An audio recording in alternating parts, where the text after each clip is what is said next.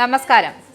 റഷ്യയിൽ നിന്നും ഇന്ത്യ എണ്ണ വാങ്ങുന്നതിനെ തടയാൻ ഓലപ്പാമ്പുമായി എത്തിയ അമേരിക്കൻ പ്രസിഡന്റ് ട്രംപിന്റെ വേല കയ്യിലിരിക്കട്ടെ.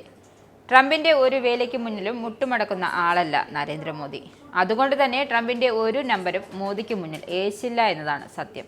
റഷ്യയിൽ നിന്നും എണ്ണ വാങ്ങുന്നത് തുടരുന്ന ഇന്ത്യ, ചൈന, ബ്രസീൽ എന്നീ രാജ്യങ്ങൾക്ക് കടുത്ത തീരുവ ചുമത്തുമെന്നാണ് അമേരിക്കയുടെ ഭീഷണി. ഇനി എന്തൊക്കെ ട്രംപ് കാണിക്കുമെന്ന് പറഞ്ഞാലും മോദി എന്ന കരുത്തുറ്റ ഭരണാധികാരി എടുത്ത തീരുമാനത്തിൽ നിന്നും ഒരു പൊടി പോലും പിന്നിലേക്ക് പോകില്ല. റഷ്യയുടെ സമ്പദ് വ്യവസ്ഥയെ തകർക്കാനായി അമേരിക്ക ഇറങ്ങിത്തിരിച്ചുകയാണെന്നും ഇതിന്റെ ഭാഗമായി അമേരിക്ക ഉക്രൈനിലേക്ക് ആയുധങ്ങൾ വിതരണം ചെയ്യും. അതിനാൽ പുടിനെതിരെ പോരാടാൻ ഉക്രൈന് ആയുധങ്ങൾ ലഭിക്കും. എന്നാൽ ഈ യുദ്ധത്തിൽ പുടിനെ സഹായിക്കാൻ ഇന്ത്യ, ചൈന, ബ്രസീൽ രാജ്യങ്ങൾ ശ്രമിക്കുകയോ അല്ലെങ്കിൽ റഷ്യയിൽ നിന്നും വില കുറഞ്ഞ എണ്ണ വാങ്ങുന്നത് തുടർന്നാൽ അമേരിക്ക, ഇന്ത്യ ഉൾപ്പെടെയുള്ള രാജ്യങ്ങളുടെ സാമ്പത്തികം തകർക്കുമെന്നാണ് ഭീഷണി.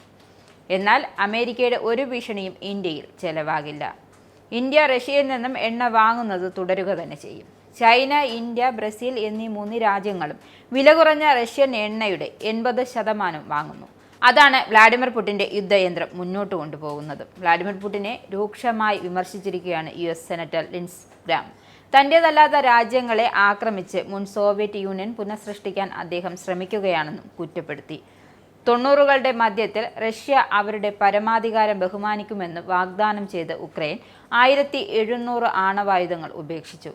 എന്നാൽ പുടിൻ ആ വാഗ്ദാനം ലംഘിച്ചുവെന്നും അദ്ദേഹം പറയുന്നു. ആരെങ്കിലും യുദ്ധം നിർത്താൻ നിർബന്ധിക്കുന്നതുവരെ അദ്ദേഹം ഇത് അവസാനിപ്പിക്കാൻ പോകുന്നില്ല എന്നും ഗ്രഹാം കൂട്ടിച്ചേർത്തു. അവിശ്വസനീയമാം വിധം അപകടകാരിയായ ഇറാനെ ട്രംപ് കൈകാര്യം ചെയ്തതിനു ശേഷം ഇനി പുടിന്റെ ഊഴമാണ് എന്നും അദ്ദേഹം മുന്നറിയിപ്പ് നൽകി. ട്രംപ് അമേരിക്കൻ രാഷ്ട്രീയത്തിലെയും വിദേശ നയതന്ത്രത്തിലെയും സ്കോട്ടിഷ് ഫെറിൽ ആണെന്നും ഗ്രാം പറയുന്നുണ്ട്. ഇസ്രായേലിന്റെ 5 സൈനിക താവളങ്ങളിൽ കനത്ത നാശനഷ്ടം. മോദി വെളിപ്പെടുത്തുന്ന ഇന്ത്യയുടെ വികസനത്തിന്റെ മയക്കുമരുന്ന് വിൽപ്പനയ്ക്കെതിരെ ശക്തമായ നടപടിയെടുത്ത് ഷാർജ പോലീസ്.